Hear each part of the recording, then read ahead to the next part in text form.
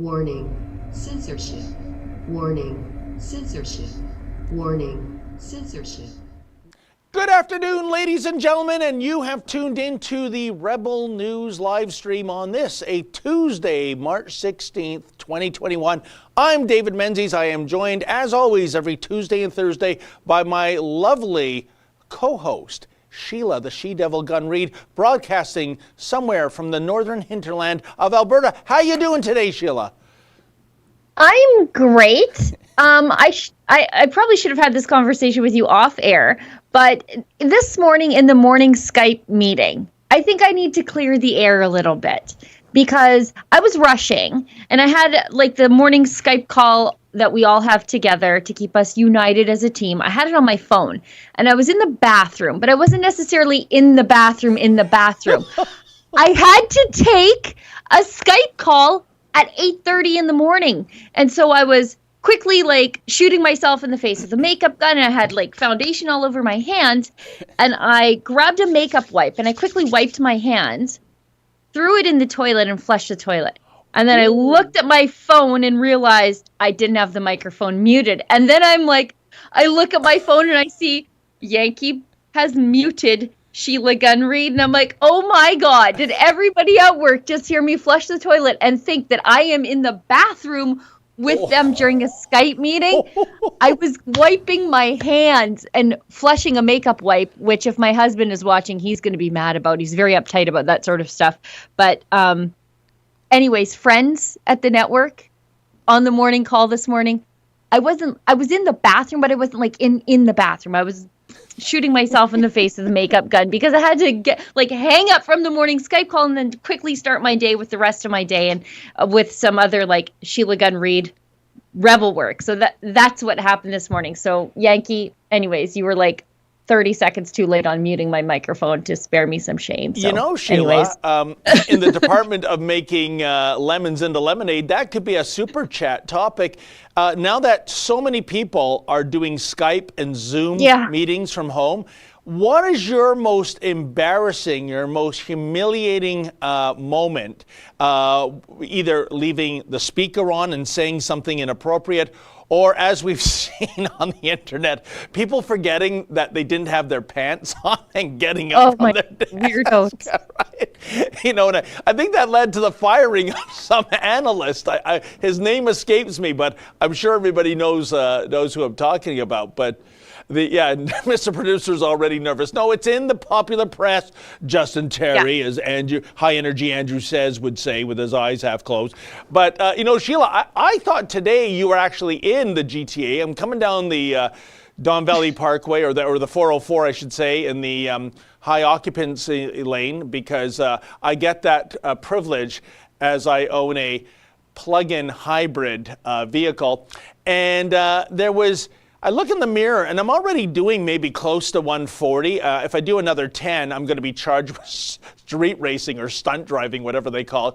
And there's like a Ford F-250 in my, like inches away. It's something that you would drive. I know you love these giant pickup trucks. And it's too small for me, but go on. Too small, okay.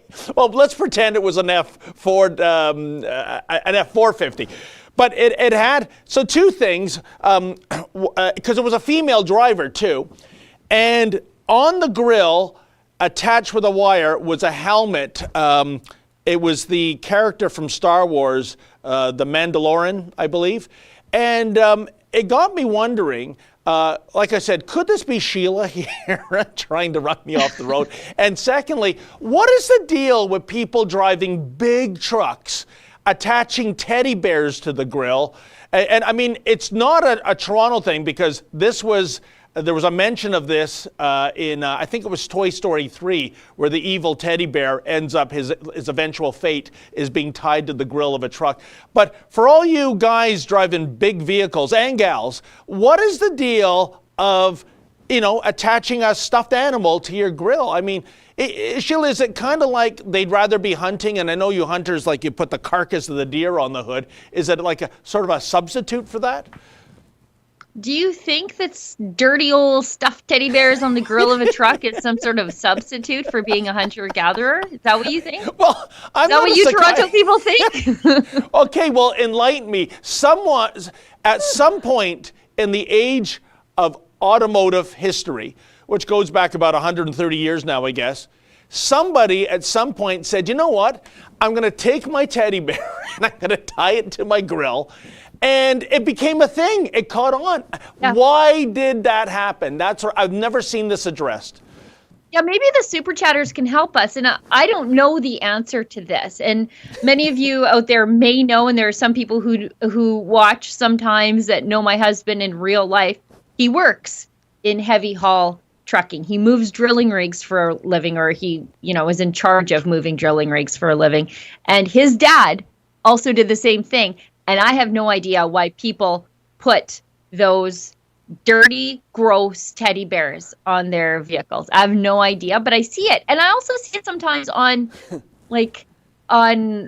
older couples when they're driving Harleys or more like Goldwings or something like that. They'll put a teddy bear on the back of their bike. And I don't know what that's all about either. Wow. I should have asked. And by the way, we really should have an auto show, because in the other lane, there was the actual polar reverse. There was a Toyota Prius with a bumper sticker that said, "Go Organic." And inside the Prius, I swear, if it was safe, I would have taken a video of this, Sheila. Every compartment where passengers sit was segregated by saran wrap, right? So COVID.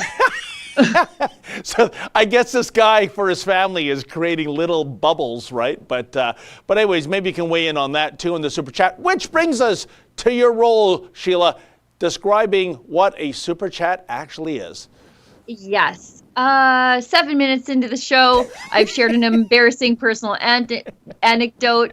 David and I have crowdsourced answers to life's questions. I should tell everybody what we're doing here. This is the Rebel Daily live stream. It used to just be on Friday, just hosted by Ezra. Unless he was traveling, then David and I would jump in and fill in, because it takes a David and a Sheila to be one Ezra Levant. But when the pandemic struck and all of our journalists were sort of grounded, but there was still more news than ever, despite what the mainstream media would have you believe. There is more news than just Justin Trudeau's daily press conference that he talked about at the beginning of the pandemic. We decided to roll out the live stream from just Friday to all 5 work days of the week at 10 a.m. here in Alberta, noon in Ontario, and it gives David and I a chance to interact with each other and talk about the day's news and some of our favorite stories from last time we talked to each other. It gives our viewers a chance to interact with each other, which is kind of fun, because you see them, the same people every day, but then you see more people, and then those people stay, and then those people stay. So it's a very carefully cultivated community in the live chats. But you can also do something called a super chat. So if you want to support the work that we do completely willingly, unlike what Justin Trudeau does with the mainstream media, forces you to pay for stuff that you would never consume on your own. And if you see something that we're doing that you'd like to support, why don't you consider a super chat? And you get a little something in return if you do a super chat. So if you go to the bottom of the live chat, click on the $sign. And Sheila, we might have to do an apology in advance, because we're trying something new today. Yes. Where we're going to be putting the super chats actually on the screen. Now, just prior to going on air, Mr. Producer, he was espousing the confidence of the captain of the Titanic upon noticing a piece of ice on the event horizon. He doesn't think this is going to go well. So, but we're going to do the best we can, folks, because we only hire the top-notch trained broadcast professionals here at Rebel News. And so keep your fingers crossed.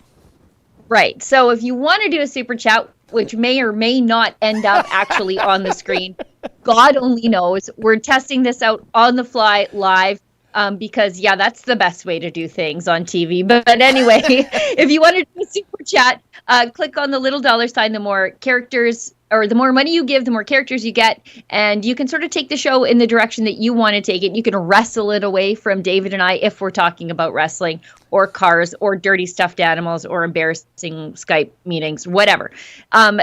You can leave a comment, a question, a story idea, whatever you want. It's your show. If just throw it in a super chat, and maybe it'll appear on screen. God only knows. If we screw it up, apologies in advance, but we're just trying new things and trying to expand our horizons here at Rebel News. Well, and without further ado, we already have. Do you want to make an experiment, Mr. Producer, and put a super chat on the screen right now? See if it works. Okay. Let's read it. Let's read him. This is gonna be great. He's in a bad mood. I won some money in a lottery. Well, $25, folks, and Mr. Producer is so jealous about that. But anyways, go ahead, Sheila. I bought my first lottery ticket in years yesterday, and I have no idea why I don't play the lottery. But I was like, oh, today. That means you're going to win the jackpot. We'll find out. If I don't show up for work one day, you guys will know why. I'll always show up for work. It's one of my best qualities, but also one of my worst. I will literally always show up for work. Yeah, yes. me too. We have too much fun here to quit, Sheila, no matter how much green in our jeans we have. But anyways, try the first super chat, my friend. Okay, well, I'm so happy that we're testing out the super chats on a day like today. Viking Insane gives us, Josh said, everybody poops. It's a great book. Is that one of those banned Dr. Seuss books that are now selling for like $1,200 on the internet? I still can't believe. Could you get that off the screen, Justin? Hey, it worked. Success. Hey, Sheila, go ahead, Sheila. I was just going to say, I still can't believe the same crowd that is in support of Drag Queen Story Hour is mad at Dr. Seuss. I don't understand any of modern society. I feel like either Orville or Wilbur Wright on the initial flight of the Kitty Hawk. Success. Success. Now, if I can get my internet to quit freezing up, this would be an even better day. Bruce B. Well, that one says, Happy Tuesday, Rebel News and viewers. $2. Thank you very much, Bruce B. Sheila, is your lovely daughter playing video games again or something? No, I shipped him off to school. Smokin' gives us $2. Sheila, just admit you were dropping logs on the call. See, don't put it up, Justin. Don't put it up. Thank you, Justin. John Yoga, $5. Hey, you guys have to help me here. Why is the border still closed? Is it just policy inertia? Well, yeah, I think it's two things. One is that it is so much virtual signaling that basically, if you were stopping flights from coming into Canada, especially from the Wuhan virus hotspots, this should have been done a year ago, like Taiwan did, instead of shutting down its entire economy. And is the border really closed? If you're a so-called essential worker, the border's never been closed, and the airports have never been closed. But the current quarantine hotel program in regard to travelers coming back to Canada from foreign destinations, Sheila, this is all about the Justin Trudeau Liberals saying to the populace, look how we are protecting you 1 year too late by putting these people into quarantine hotels, which aren't real. Some of them aren't even quarantine hotels. They're still taking people off the street. They're half and half, quarantine and public hotels. And you don't want to go there, folks, because if you're on the quarantine plan, your rooms tend to be pretty poor. The food is god-awful.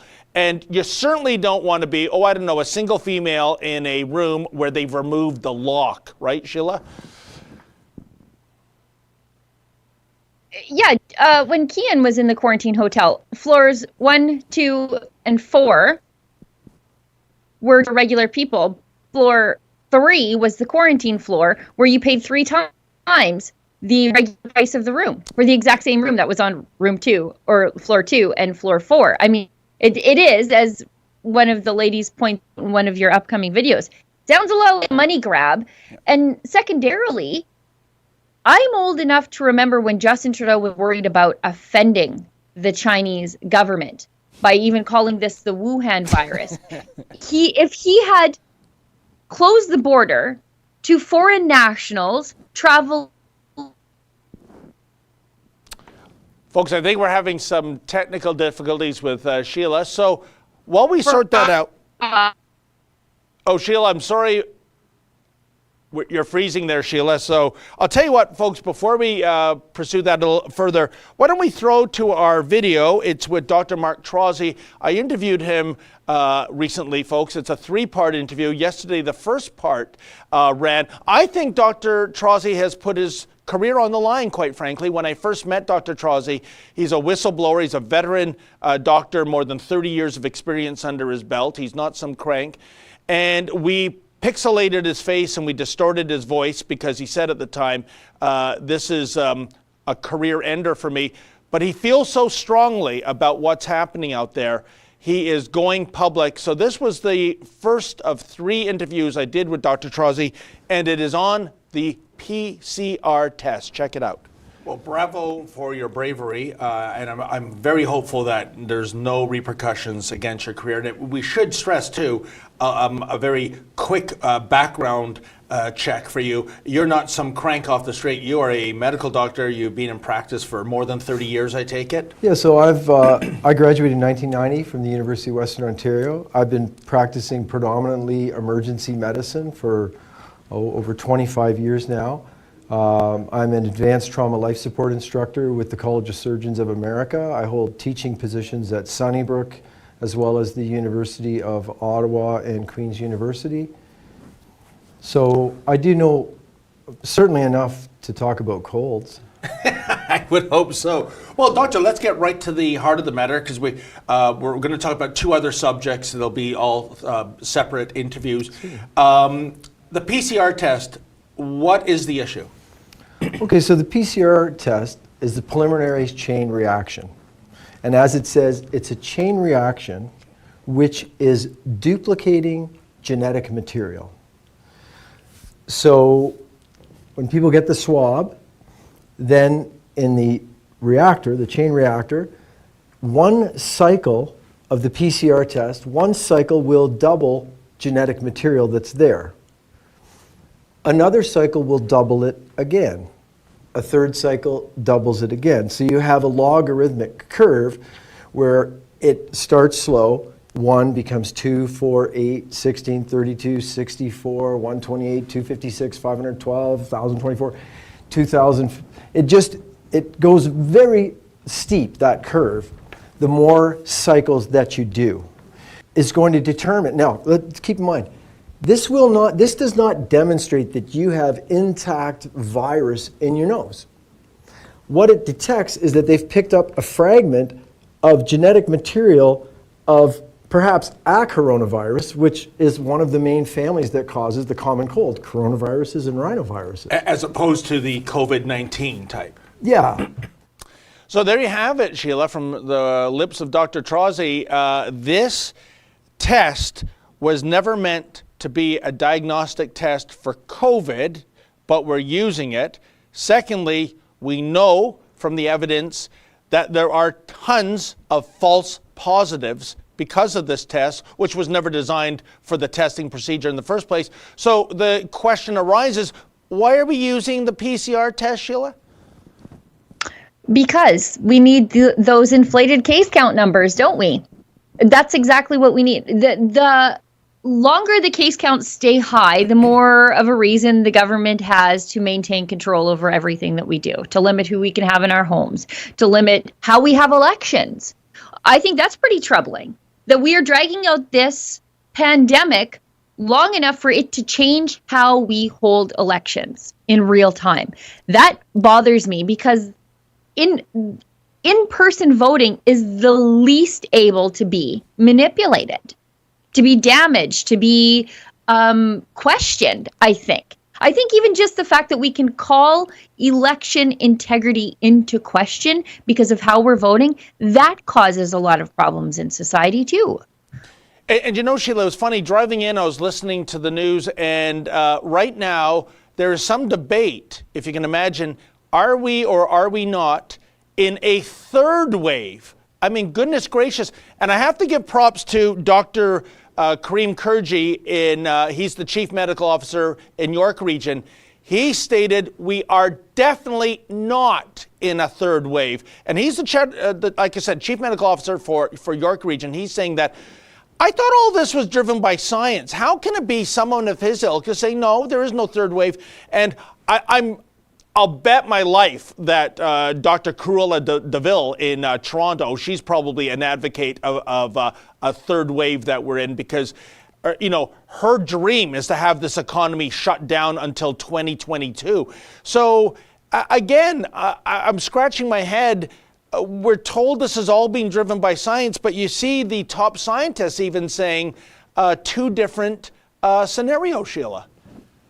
The top scientists, but also the World Health Organization says one thing one day, masks are good, masks are bad, masks are good, masks are bad. Wear one when you're exercising, don't wear one when you're exercising. Quarantine measures don't work. Yes, they do work. Stopping air travel works. Yes, it doesn't work. It does. Nobody knows what's going on. But what I can tell you is the states that didn't lock down are doing just as well and sometimes better than the states that did. And I've got to tell you, a open secret here in Alberta is the little town of Crete, Alberta. Crete is sort of at the end of the road, northwestern Alberta, where the road literally kind of ends, or at least the pavement. Crete never closed, not once.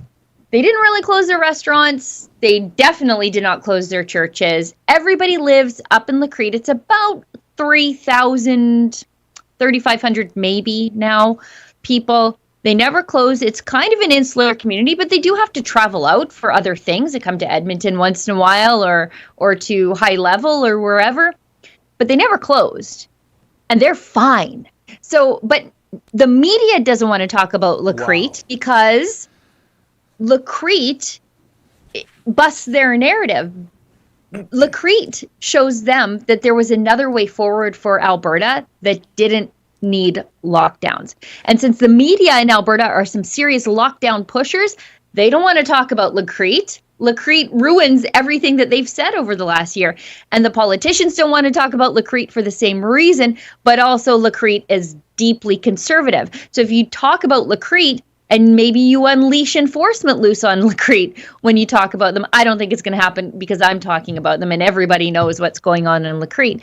But it's even in Alberta, we have examples of where there was another way forward, much like South Dakota, much like Florida, Texas now. There were other ways forward that were just as well as locking down, but also preserved people's businesses and their rights and their connection to their families and communities. You know, Sheila, what you just said about Crete, it really personally bothers me, and I'll tell you why. It's when you mentioned about how the media is not reporting on this because it doesn't fit the narrative, and you're absolutely right. And I went to the Ryerson School of Journalism in the early 80s. I took the 3-year course. And once upon a time, it used to be the news on the front page, right, was just the news. If you wanted the editorial opinions, the editorials, whatnot, that would be called the op-ed pages. And 'twas ever thus. Newspapers going back, 200 years, they waved their colors on the op-ed pages. What we've seen now, especially with increased government funding, I think, Sheila, is the op-ed pages have moved to the front page. You are getting completely biased news coverage where it should be just the facts, Jack, right? It should be just the 5 W's.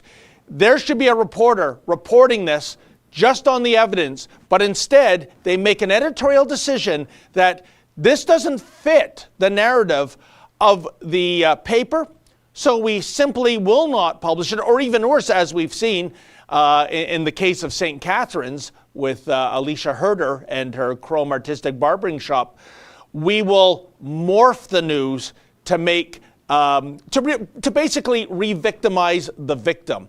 This is an atrocious evolution, or I should say devolution, of the media. And like Sean Hannity said back in 2016, journalism is dead, at least as far as the mainstream is concerned, Sheila.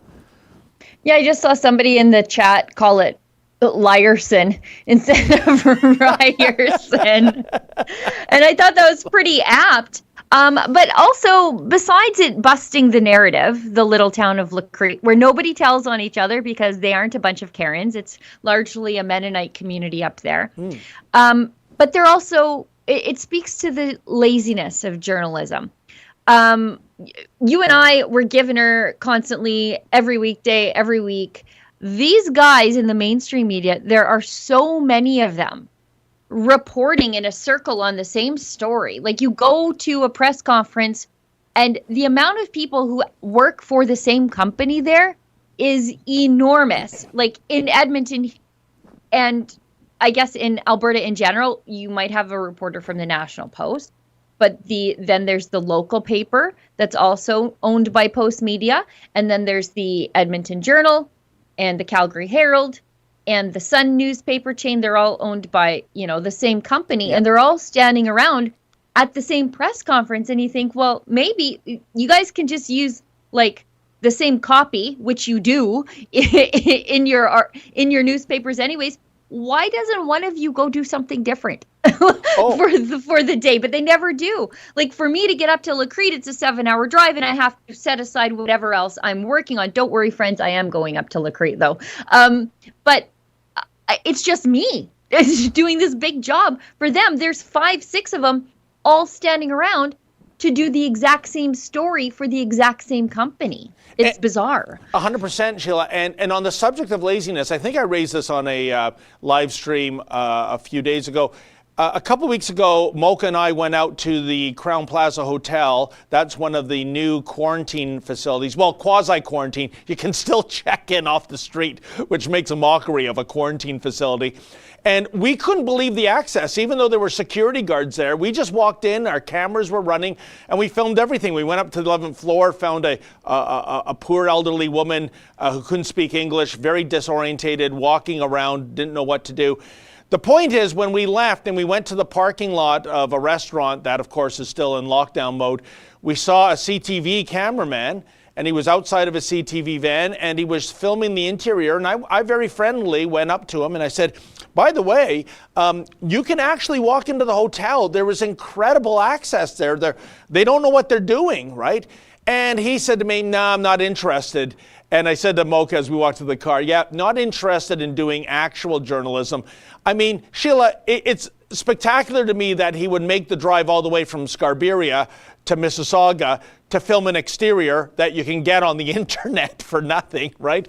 And, it also makes a mockery. In journalism, there's the old saying, don't tell me, show me. He had an opportunity to go into the hotel and show people the actual conditions, not the exterior brick facade of the hotel, for goodness sakes. And, nah, can't be bothered. No, that's how they operate. But we should get to these super chats. Oh, yes. Because we really want to test out how we're putting them on the screen and if it's something that we should do going forward. Dexter Sarazin. Oh, see, this now everybody can see me struggling with the names in real time. That's wonderful. Pierre Polyev questioning the Kielburgers is gold. Why is he not the leader of this party already?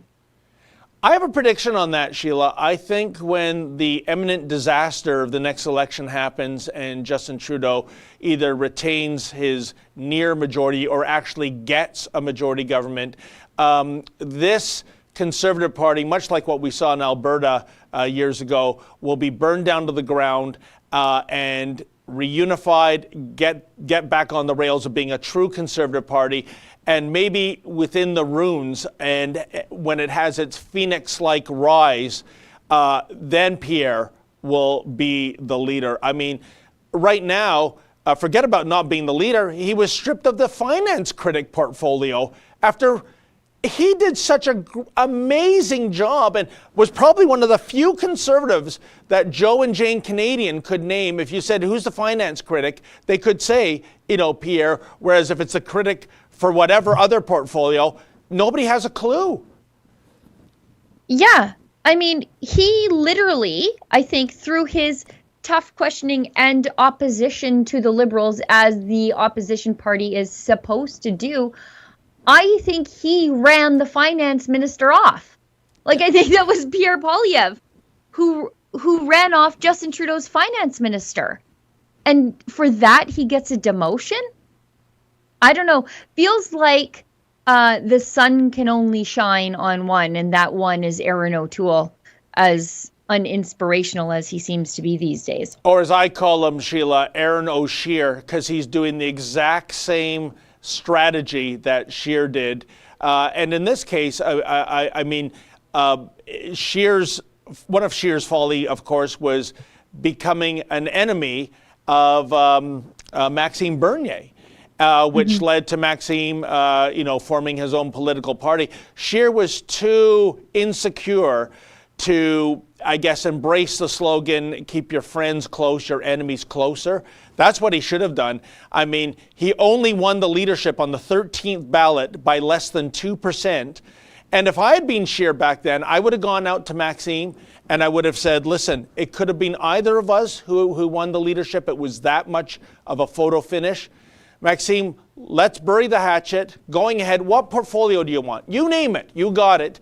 Let's keep our focus on the real opposition, the Justin Trudeau Liberals, but instead, be gone, off with his head. And what did that cost the Conservatives? Maybe 6 or 8 seats, I think, if you added the PPC vote in that riding to the Conservative vote, the Liberal wouldn't have won. So again, Aaron O'Shear is following a tried and true strategy that does not work. Yeah, it was a party deeply divided, and instead of trying to heal that wound, he did more to just, drive a wedge into the party. It wasn't Stephen Harper's big blue tent where there were social conservatives and fiscal conservatives and libertarians, and there was sort of a place for everybody, and you sort of left each other alone, which I think is the perfect conservative philosophy. Just leave me alone. That happened in Stephen Harper's party, and it's not happening in Erin O'Toole's party, and definitely didn't happen in Andrew Scheer's party. And part of Andrew Scheer's problem is that people found him to be insincere because, like me, I know he's a social conservative. Why are you lying to people that you're not? I know you're one, right? Like, that was the part. That was the thing. Like, we all know he would distance himself from social conservatives, but like, we all know you're one. Well, just be honest about it. But everybody, the social conservatives thought he was a liar. The progressives thought he was a liar because he was kind of lying. Anyway. Incredible. Let's keep going. Mike Mayer gives us $5. Are we going to put that up? Okay. There we go. Mike Mayer. That's from People versus Predators, Mike and Sherry. Pastor Coates will spend more time in jail than convicted child predators. It's true. Keep fighting, rebels, People versus Predators. That's the thing. And Pastor Coates is still there being held because he's not able to comply with bail conditions in an honest way, unlike child predators who just lie and say, this time I won't reoffend while I'm on bail. He's saying, I can't comply with these bail conditions that require me to not say service at my church, or for that matter, attend the church with my wife and my kids. It's appalling. Sheila, just think of the optics there. The justice system going out to child predators and saying, do you swear? Do you pinky swear? If we let you out, you won't violate another child? And they go, oh, yeah, yes, boss. And off they go. And a pastor, for having the egregious sin of having mass at his church, basically doing something on a percentile basis of what Walmart and Costco are doing in terms of jamming in shoppers to their big box stores, he's got to be in maximum security and there's no way out for him. How does Premier Kenney justify this? How does he sleep at night? How does he sleep at night knowing that man is in prison? with rapists and killers and just the worst amongst society. How does he sleep at night knowing that this man is in jail because of his conviction to God? And one of the worst parts about all of this is seeing the online comments about Grace Life from the people amongst us who claim to be the most tolerant, right? They're calling it a cult. They're saying, they're selfish, they're this, they're that. They've not had a single case associated with their church. Wow. Not one. And they have been full at capacity since they decided to obey God over the government and open up their church doors without restrictions. And, it bothers me because I've spent 5 weeks there in that church. And these are people that would have liturgical disagreements with me as a Catholic. They're Protestant, I'm Catholic, it's fine. But you know what? They're exhibiting more tolerance towards me than any of their detractors are exhibiting towards them. They welcome me into their church. They make me feel at home. Wow. They've welcomed me into their church family. And for people who've never met them to say these things about them, if you're watching, shame on you. 100%. And by the way, once again, we go back to the science, Sheila. As you said, not a single case coming out of there. So where is the science? Or are we talking weird science? Are we talking about the people that don't like them? Has nothing to do with them being modern day typhoid Marys. It's about their hatred towards religion. That's what I think, Sheila. Yeah, if these people cared about science, they would be appalled that the state came and scooped up a man and then stuffed him into a facility that's had 3 COVID outbreaks. Yeah. If you cared about science. But they don't care about science. They care that this church refuses to comply with the bad law. And they say, look, we like to obey laws because most of our laws are rooted in the 10 Commandments, most of the time. And so for Christians, they don't often find themselves on the wrong side of the law. This time they have, and they will not comply. And they're not hurting anybody. So what is the point of imprisoning their pastor? And if people would like to sign our petition calling on the government to release Pastor James Coates, they can do that at freepastorjames.com. Let's keep going. Xanax gives us $2. Do you make car noise in your electric car, David? Does crying alone because a grown man is driving an electric car, does that count as car noise? Because if it Sheila, does, then yes. Au contraire, crying tears of joy. That pass that allows me onto the HOV lane as a single occupant because I have the green plate, that takes about a half hour each way off my commute, folks. So yeah, you add it up, an hour a day for the rest of my life, that adds up to months, maybe years of me not being stuck in gridlock traffic in the GTA. So yeah, I am crying. I'm crying all the way to the bank, baby. Oh, gosh. Trent Poole gives us $20. Sheila, we don't care what David says about you. We still think you're a nice person. Have a good laugh. And then he sent me a link, which I will watch later. What did I say about you? I don't know. Viking Insane gives us $2. Play the Buckshot birthday music during the super chats. Travis Coulson gives us $6.99. Have you guys seen the Gay ABC book yet? It's so bad. I have not. Sounds horrible. Sounds like it's directed at small children who shouldn't be learning anything about sexuality, gay or straight or whatever else. That's the real problem I have with all of this. Oh, why are we doing this early sexualization of children? It feels a lot like grooming from whomever it's coming from. I don't want any of it. Wait a minute, Sheila. No, I did see a clip of this on the internet. Someone forwarded it to me. If I remember correctly, and please tell me if I don't have the right one, it's a mother having her child to expose this book, read the ABCs, and, so B is for bisexual, this kind of thing, right? All the way through. And this is like an elementary school child. It's really disturbing. It's horrific. I don't want little kids learning about any of this stuff at all. They're too little to learn about it. Leave them alone. They need to be running around playing with Barbies and saving their teddy bears from grown men who want to tie them to pickup trucks. Whatever. That's what they should be doing. But you know what? Here's the thing, Sheila. Childhood is such a perishable commodity. Yeah. You only get so many years, and then suddenly, you're an adult. You're no longer that child. You're no longer innocent. You can become jaded and cynical, and I guess for the day and age we live in, maybe those are good traits, but there's something beautiful and special about childhood. And all the other stuff, that can come later. Let children be children. My littlest daughter, she would just wear costumes whenever she felt like. And I never stopped her. Like, we would be at the grocery store and she would be in like full princess garb. And someone would say, "Oh, are you going to a party?" And I'd say no. And we always had this little phrase that we would say, "You're only little once." And so when the people would ask her, "Oh, what are you doing today? Why are you dressed up like a princess?" And she would say, as a little tiny 4-year-old, "You're only little once." And that's how it should be. You only get to go to the grocery store in a costume and not be a total weirdo when you're little.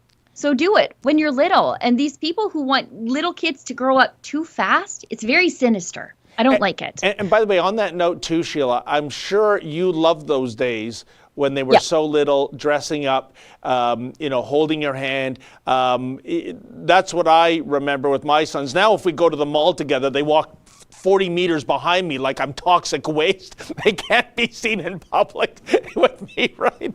But, oh man, if I go back 10, 15 years, those were the days. I go out of my way to embarrass them now. I didn't have them and let them wear costumes when they were little so that I didn't have the right to embarrass them now when they're older. Like picking them up from the movies with Dolly Parton blaring out the sunroof. "Get in, kids," and they're just horrified.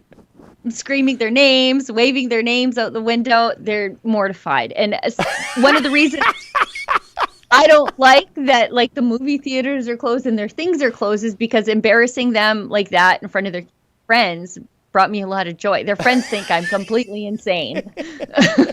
Well, you always torment the ones you love, right, Sheila? Yep. Ronnie DRZ gives us $25 and says, "Hello, handsome David and buff Sheila." Wow. Buff. That's a new one for me. Wiry, ropey, greyhound-esque. Sure, but I've never really been called buff. I appreciate that. Why have there been no Canadian courts to declare these lockdowns, COVID rules unconstitutional? It has been 1 year now. Have the courts not failed us? Are we now essentially a lawless society? Here's the thing. If you want them to be declared unconstitutional, someone has to bring a constitutional challenge to them. Yeah. We are doing that in Saskatchewan. I think in Alberta, the Justice Centre is challenging them here. I think in Ontario, the Canadian Constitution Foundation, is that this? I think that's it, the CCF. They're challenging it in Ontario, I believe. But in Saskatchewan, because they canceled an event we were planning to have, guess what? We get to challenge the constitutionality of the law there. So people can see what we're doing at opensaskatchewan.com. We've got our legal filings there. You can see my interview with the lawyer, Sarah Miller from JSS Barristers in Calgary, who's working on the file for us. She's working very, very hard. But we're hoping that we can challenge the constitutionality of the lockdown and force the public health necromancers, as I like to call them, to prove how they made those decisions, to show their work, because they've never been challenged on how and why they came to the decisions they did and what data they're using to bolster it. And so that's hopefully what we plan to do. And maybe, optimistically, other provinces can use the work that we're doing in Saskatchewan as a template for challenging the law in other provinces. Hopefully it starts a cascade effect across the country. But again, if you want to support very extremely expensive, that's another reason why things are not challenged constitutionally, is because to bring a constitutional challenge, like a legitimate constitutional challenge that stands a hope in hell, it's very expensive. You need great lawyers, lots of legal research, lots of filings, time, just time and time and time. There's so much time poured into these things. You can donate to to help us, again, at opensaskatchewan.com. And Sheila, it should be noted too, as the old saying goes, the wheels of justice grind slowly, and they are grinding about as fast as molasses going uphill in wintertime right now, folks. The courts are so backed up. And what a blank show they are. I went to a Toronto court a few months ago to see the proceedings, and it was all being done virtually, and the lost connections, the freezing up.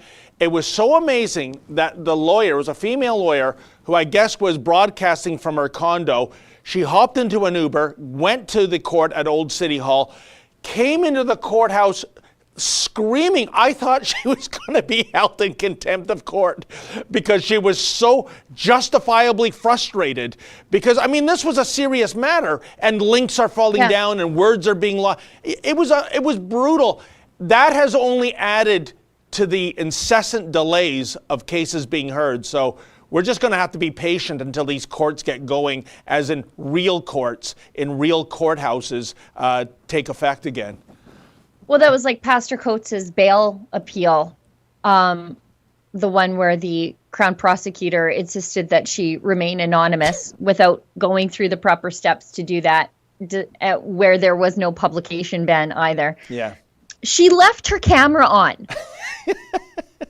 Karen Thorsrud, if you want to remain anonymous, turn your camera off. We all know what you look like now. It's hard to remain anonymous when we know your name because it's been previously reported and you left your camera on. And there were hundreds of people on that call because it was of great interest. A lot of the congregants from Grace Life were there on the call, wanting to know what was going on. And boy, that was a noisy call. Nobody knows how to mute their microphones. And I shouldn't talk because I also didn't do that this morning either. Oh, it's horrible. And that was the COVID Karen, whose actual name really is Karen, right, Sheila? Yeah, Karen Thorsrud. I think Ezra bought KarenThorsrud.com. Oh, I love it when he does that.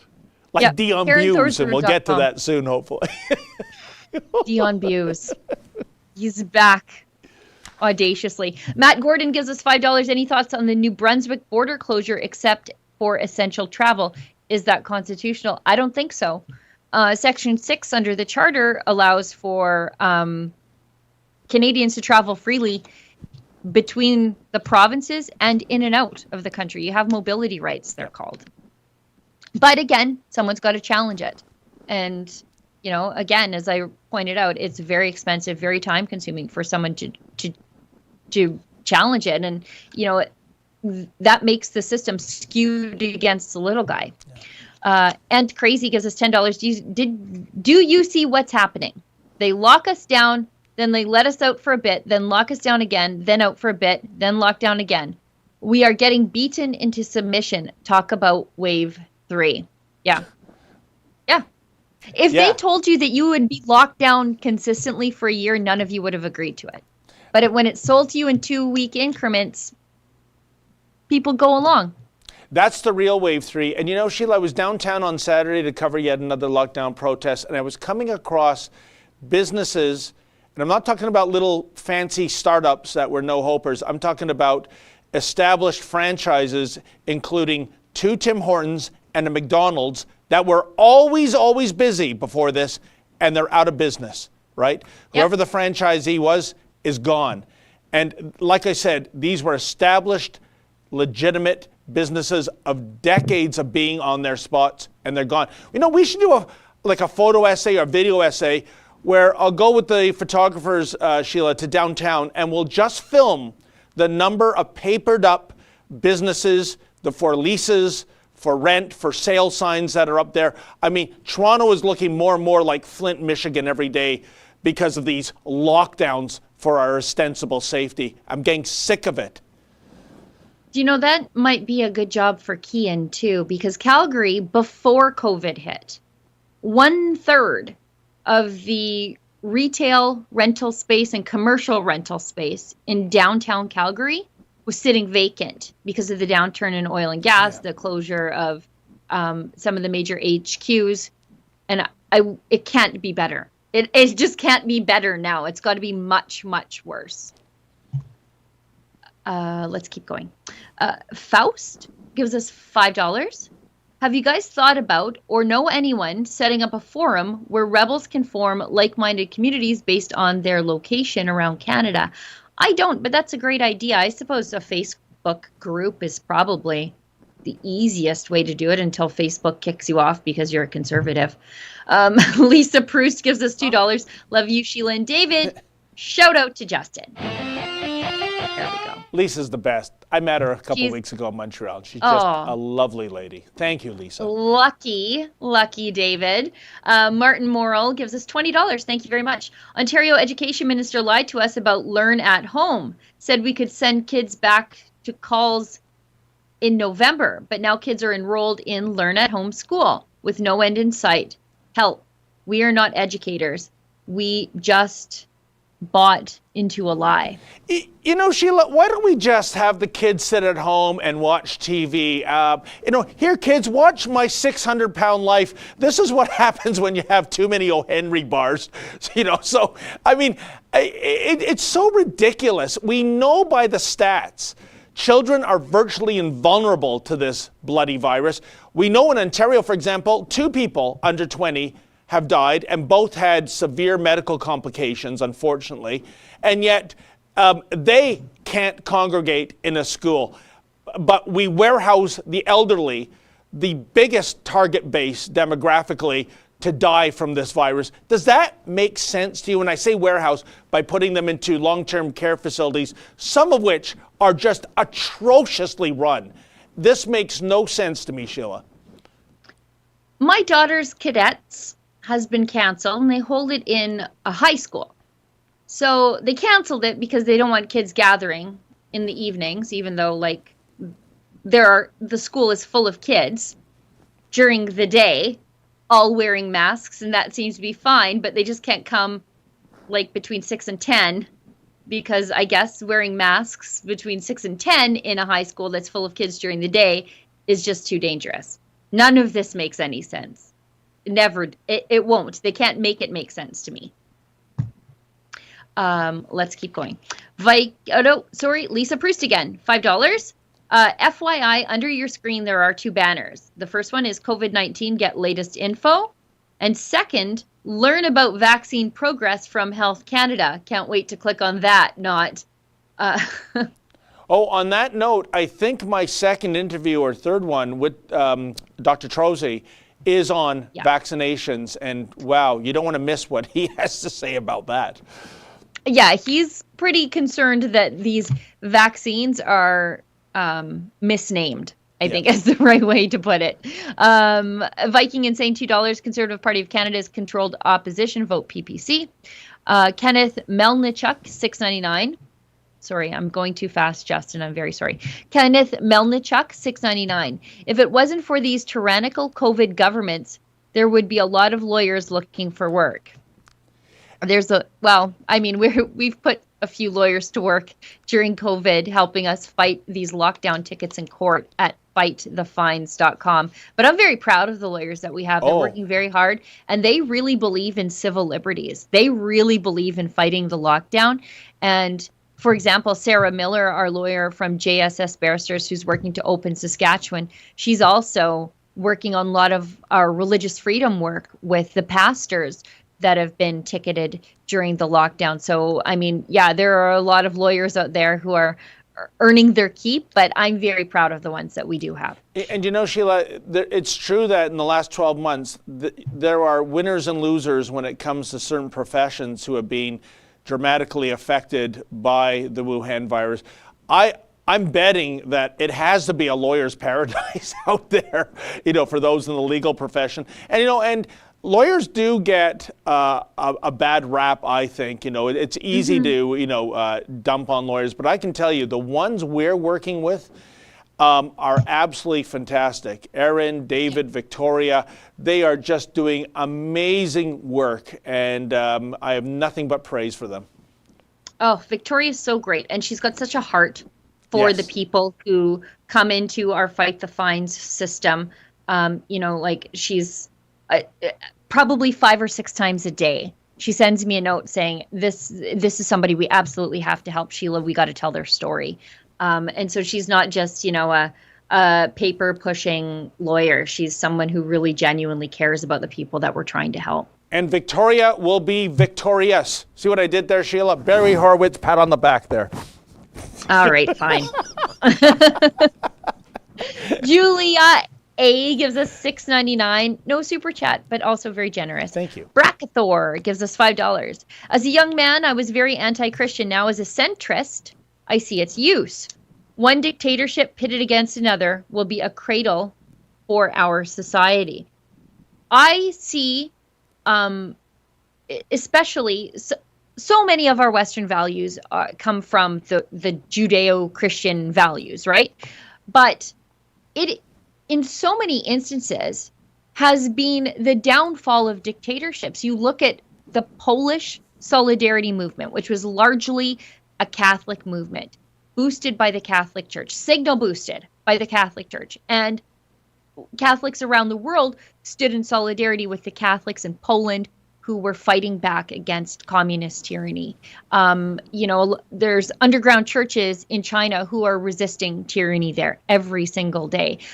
Some of the most outspoken people in our Hong Kong reporting against the overtake of Hong Kong by the Chinese Communist government were the pastors. Yep. And people who are and who know that they must be, for the sake of their soul, be obedient to something else over government, those are the people who can't be broken. You can't control them using the government.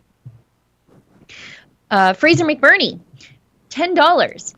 Wednesday, March 17th, 2021, in front of Hamilton City Hall, starting at 3 p.m. Come join us to protest the one-year anniversary of these lockdowns. It's time to end the lockdowns. Week 53 of 2 weeks to flatten the curve. But who's counting? But who's counting? Viking Insane gives us $5. Government, more than meets the eye. Conservatives, leftists in disguise, globalists, wage their battle to destroy the evil forces of the voting base. Let's keep going. Fraser McBurney, $5. It turns out these lockdowns were based on a 1902 study of tuberculosis. When governments are involved, you know what happens. Todd Allen, I don't know. I haven't seen that study. Todd Allen, $50. Holy smokes. Ezra should seriously think about giving you two a raise. Hope this helps. As if. Well, Todd, thank you, for your generosity. Mr. Producer, no. I was going to say, keep that banner up there for the rest of the show in case Ezra missed it, okay? Well. Oh, he's so cruel. He said he was going to take David's name off and just leave my name up there. Can you believe that, folks? Cancel culture comes to the rebel. You know, they're going to erase my name and only Sheila gets the raise. Joyful Heart gives us $5. I was on a town hall meeting last night regarding vaccines. The experts said it was dollars that helped produce the vaccines in warp speed. Time machines. Olga Jenny gives us $5. Teachers aren't educators either. They're unwitting indoctrinators. You know, Olga, there's some truth to that. Yeah. And I've spoken to Alex Newman from the New American, but he's a strong advocate for people withdrawing their kids from the government-run public school system. And going back to the way things used to be. Things used to be for the majority of human history and for the times when humans were making the greatest advances in science and medicine and human rights. People were not being educated in government-run schools. They were being educated by their parents and by the church. And so that's sort of where he would like to see things go again. If you're dissatisfied with your children being indoctrinated, there are other options. And I think parents just need to be educated about the options and to be confident, because parents are the first educators and they're the best educators. The formative years of your children's life, when their brains are forming all those pathways necessary for them to continue to learn, you did that. A teacher didn't do that. You did it. And Sheila, on the subject of teachers and indoctrination, I welcome our audience. If you can Google this after the live stream, I think the key words are, I don't care about ISIS, rebel.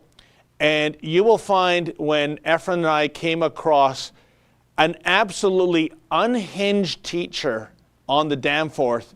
We were doing streeters, and when you see what follows, I remember when Ezra tweeted out the video, I think he said, I have just watched this 5 times, and I'm trying to make sense of what this teaches. This is a high school teacher in Toronto. Please check it out. These are some of the people that are teaching your children. So just Google, I don't care about ISIS rebel. It should pop up. And, I'm the first to tell you there are great teachers out there. Oh, yes. I've got great teachers in my family, and they just want to be left alone to teach your kids. I agree. The problem is these activist teachers, they are the loud, vocal minority, and they are empowered by the teachers union. Yes. And so good teachers are forced into this teachers union. They're forced through their dues to fund activism and embolden the teachers that want to damage and indoctrinate your kids. So, I mean, the union is really the big problem here. Sheila, I think I speak for most people. Going up through the school system, there were teachers that were inspirational. They were mentors. There were other teachers that had quit, but they simply hadn't left the building. They were just mailing it in. Yeah. I'm serious, but so I'm not anti-teacher, but I'll tell you what I am, folks. I'm anti-teacher union. These are hotbeds of Marxism and socialism, and they rule by an iron fist. I'm speaking whether it's in Canada or the US. They're almost all the same.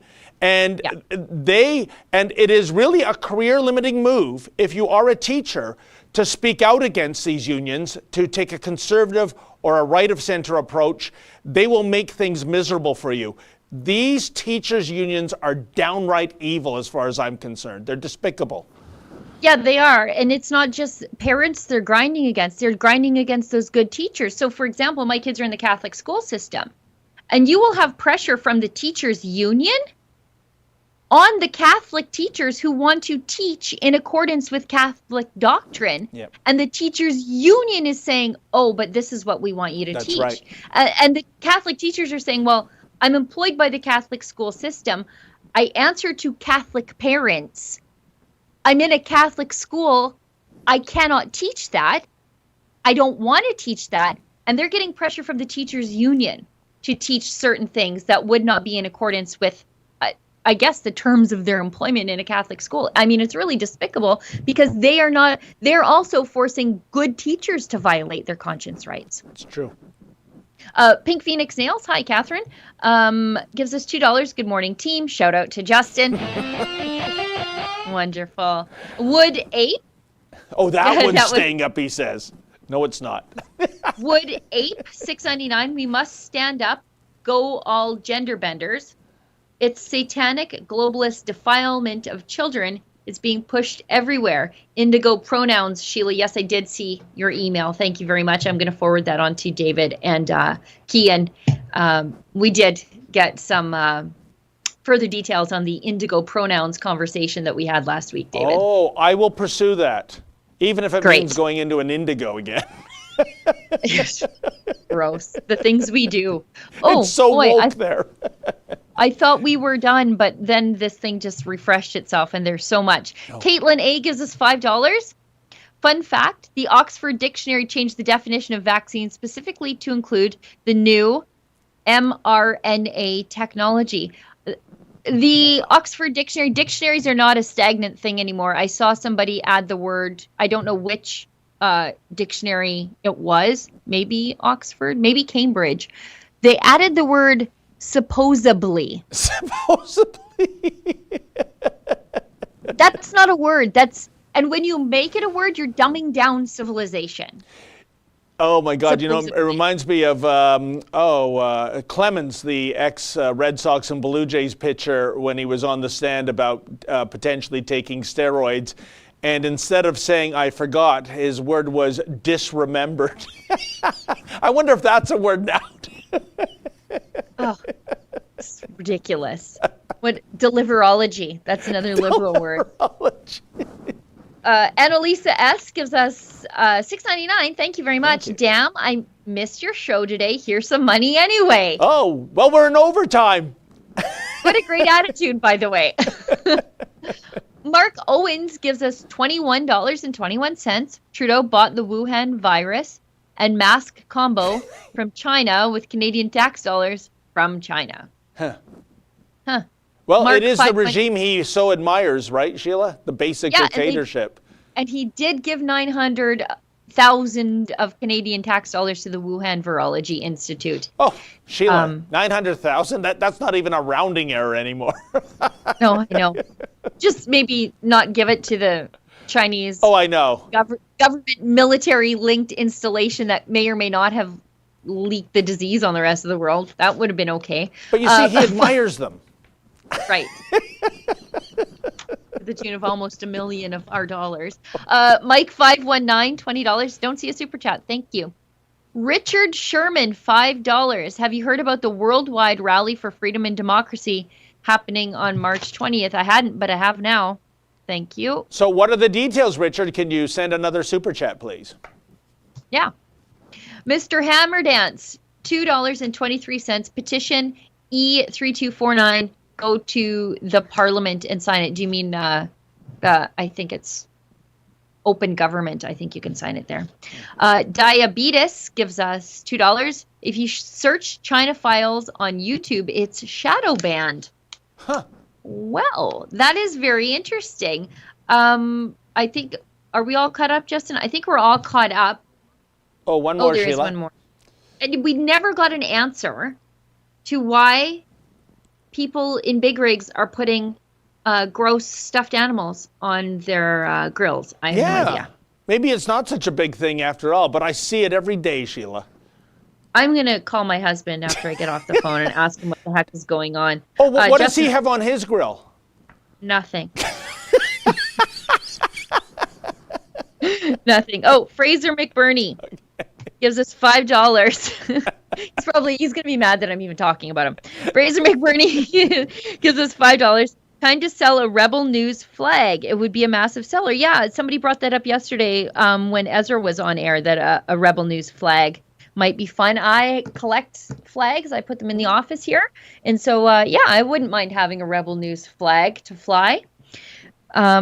Jeremy Glenn gives us $5. My dad was a lousy teacher, but a great educator. Exactly.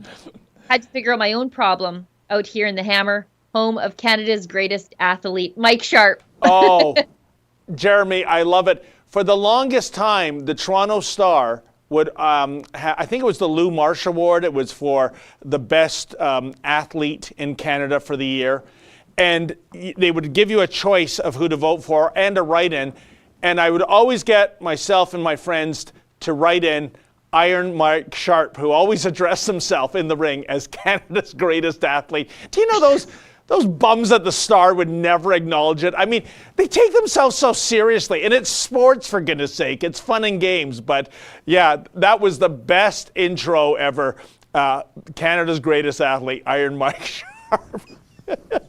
Do you know what? We should also crowdsource something from our friends here on the live stream. I know we're way over time, Justin. I know. But I want to come on air as Sheila Gunn Reid, Canada's greatest blah, blah, blah, whatever it is.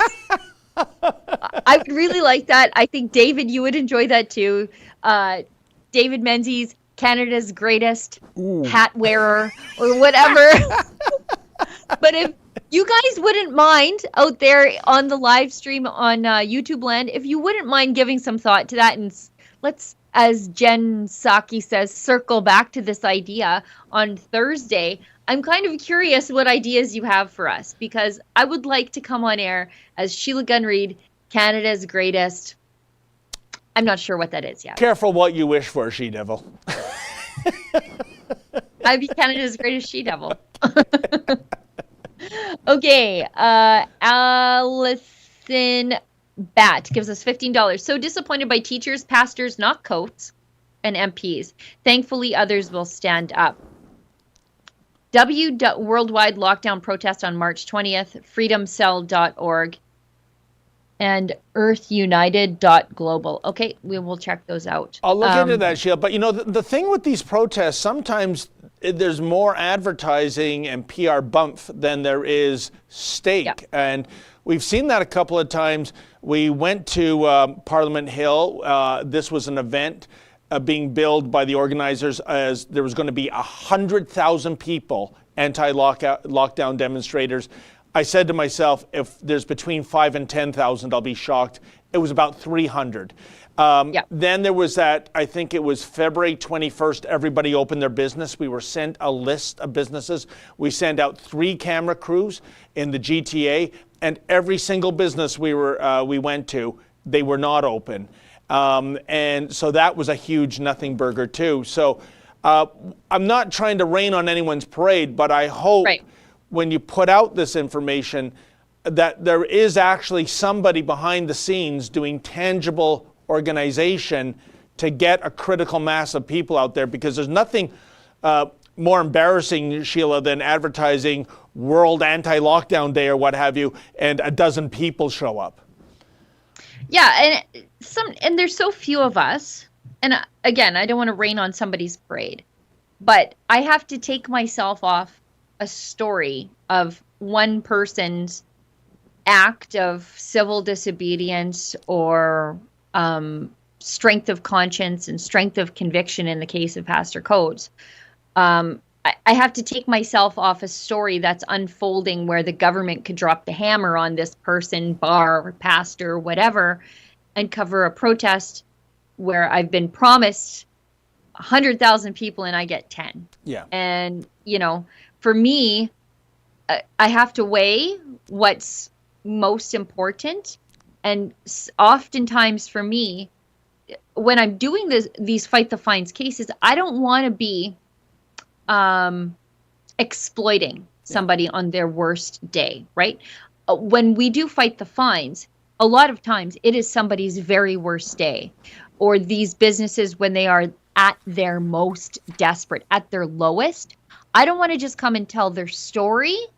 I want to offer them some help and a solution and a way up and some support, and not just my own support and the Rebels' support and our legal help, but the support of everybody who's watching at home. And so oftentimes when I'm weighing what story I need to do that day, where I think I can make the most difference is more often than not on the story of the individual. And Sheila, part of the problem too is that there'll be like a Facebook group and they'll say, check here if you plan on attend, and somebody checks it. And then they change their mind, or they never intended to be there. And what you think are going to be hundreds or thousands of people is nothing, right? And I don't know how to fix that, folks, but that's the reality. Yeah. Also, I'm just going to put this out there because I find it annoying. When I go to certain protests to cover them, I generally go there I'm not all that concerned about the organizers, right? I'm there to talk to the people about why they took time out of their Saturday, Sunday, whatever, to risk a huge fine to protest for their civil liberties. So I generally talk to the people. But sometimes I'll get, why don't you talk to the protester or to the protest organizer and give them more media coverage? And for me, I'm not their press secretary. I'm just not. I'm a person who, in my journalistic practice, I concern myself with normal people. That's what I've always done. I'm not all that interested in politicians. I like the normals, the everyman. I like telling their stories. And so when I go to these places and they say, well, you come here week after week and you don't talk to the organizer, you always talk to the normal people. Yeah, get a press secretary then. I'm not your press secretary, just anyways, if you see me out and about, I'm there for the normals. Anyways, let's keep going. Yuta Bursey gives us $6.99. The teachers union only worries about money. Love the live stream. Oh no, it's about the kids. It's always about the kids. It's and about the raise. The kid. Yes, it's about the kids, except when you strike, and it's not for smaller class sizes, it's for a raise. Yeah. Mark Charbonneau gives us $5. The Canadian Charter of Rights should be taught in school. I think it used to be taught in grade 5. I'm not really sure when or if they teach it anymore. Maybe it's gone the way of cursive. Ken Tate gives us $5. David, look up Dr. Ann McCloskey on Facebook video for March 20th.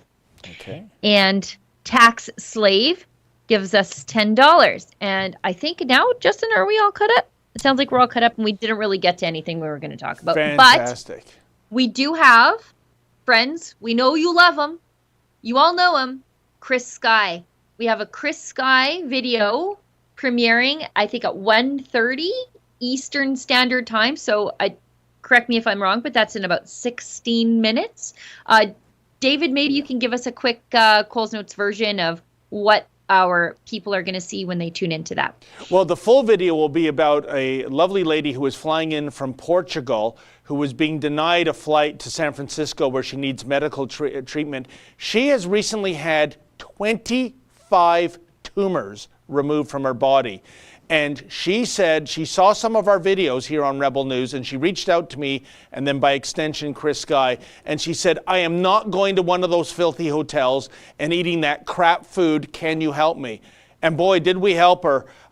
We showed up at the airport, and she just got out of that line where they're, herding people like cattle to get on a shuttle to go to the Radisson or wherever. And Skye showed up. He ended up getting into an incredible verbal confrontation with members of the Peel Regional Police. He was super nice, though. Oh, he was super nice. I watched the whole video. He was great. Chris was in the right. And the police were so offside. And we did find this lady, and she had lots of luggage. As you can imagine, she's in a weakened state. She told us that she had to wait an hour for a bottle of water, right? If she had done the flight into Canada, if she had crossed into Canada, let's say at Roxham Road, she'd have the police officers, the RCMP, turn into bellhops and help her over and get her set up. But as a law-abiding, tax-paying Canadian citizen, it's a different standard apparently. And we gave her a ride to her Airbnb, it remains to be seen, Sheila, in the days ahead, whether or not Public Health Agency of Canada will follow through on their threats of $1,800 per day fine for avoiding the hotel, and if they found her in violation of the Quarantine Act, a penalty of up to $750,000. So yeah, you're going to lose your house plus 6 months in jail. I dare PHAC to do that, to this woman who had 25 tumors removed her and was being denied to go to San Francisco directly where she needed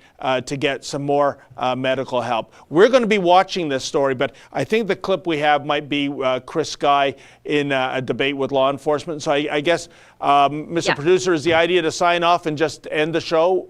Okay, then. So I just want to thank everybody. I want to thank the She-Devil, as always, for her expert co-hosting, and especially to the Super Chatters. Your money is why we can keep these lights on. And I want to say special thank you to Justin and Efren, our two trained broadcast professionals, who I'm calling the new Wright brothers. We got those graphics on the screen. We delivered what we promised. And in the meantime, see you on Thursday. Here's Skye. I'm abiding by the rules like everybody else. What do you mean? Of course I am. No, you're not.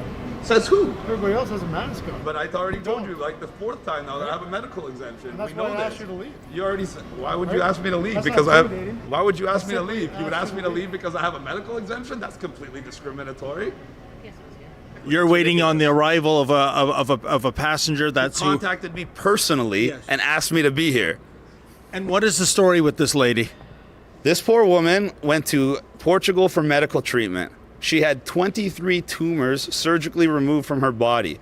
She was supposed to go to California for the remainder of her treatment and her recovery, but because of these wonderful COVID rules, they would not allow her to.